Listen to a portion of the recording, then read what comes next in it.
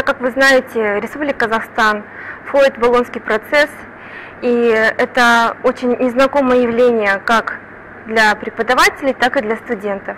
И поэтому в процессе обучения мы обнаружили, что студентам, первокурсникам очень трудно адаптироваться в ВУЗе к новым условиям среды. Это вызывает определенные затруднения в будущем. Если студент плохо адаптируется в условиях вуза, соответственно, у него осложняется процесс обучения в ВУЗе, будет отсутствовать интерес к учебе, впоследствии отсутствие интереса к своей будущей профессии. И поэтому мы считаем, что процесс социальной адаптации студента-первокурсника имеет очень важную роль в процессе обучения в ВУЗе.